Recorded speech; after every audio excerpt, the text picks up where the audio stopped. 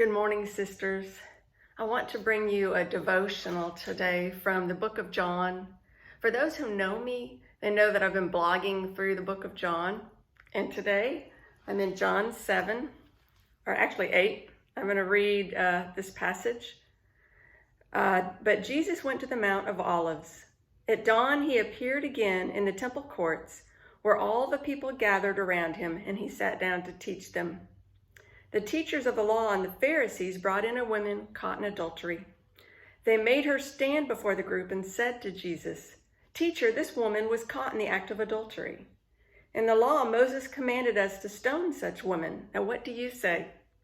They were using this question as a trap in order to have a basis for accusing him.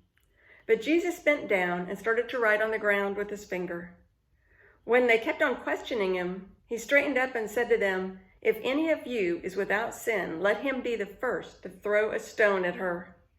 Again, he stooped down and wrote on the ground. At this, those who heard him began to go away, one at a time, the older ones first, until only Jesus was left, with the woman still standing there. Jesus straightened up and asked her, "Woman, where are they? Has no one condemned you?" "No one," she said. "Then neither do I condemn you," Jesus declared. "Go now and leave your life of sin." I really loved coming across this passage today. I think of this woman and I think of the men or the leaders who entrapped her, and I felt like that's probably what happened. It wasn't a case where they just came upon her, "Oh, look, we found somebody who's caught in adultery."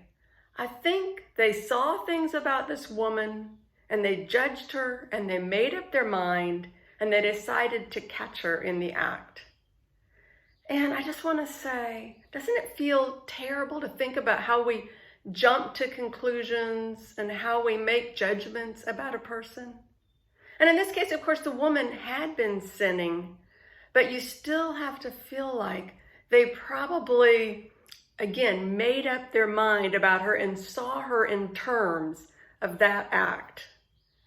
And I think it's especially appropriate to think about this right now because we've got some racial strife and we're all getting, in a sense, where eyes are getting opened up more and more to how much people are judging and looking at appearances, and a lot of times judging unfairly or just saying one thing.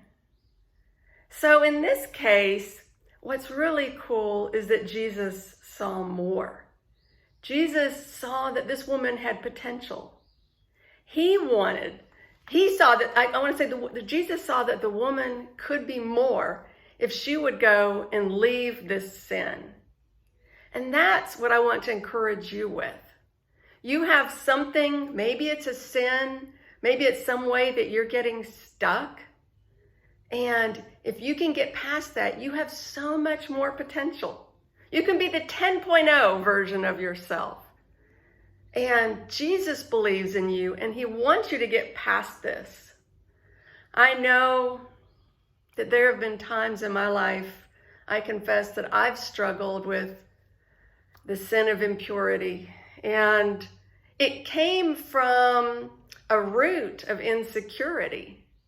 So it wasn't just repenting of the sin. I got stuck sometimes because it's hard to root out insecurity. It's hard to get rid of it. But I'm doing so much better now, and I've grown so much. And so I want to encourage all of you to go out and tackle your sin. Tackle the things that are getting you stuck and getting in the way. I'm a life coach, and this is what I do with my clients. I have lots of ways to help them get unstuck, and it really does work. But also with faith, there's so many different things that are resources for you. You have the Bible and amazing, miraculous Bible verses that work on your heart. Prayer works. And you have sisters that you can talk to and help you work through these things. So in closing, I really want to encourage you to believe that you can take it to the next level, to tackle that thing that's holding you back. It's a beautiful world. I look around and the beautiful things that are going on. I'm going to post a picture of something beautiful in the comments. And it's also, there's beauty in you. There's total beauty in you. I believe in you and in one another. Let's find this and see this and not just judge unfairly.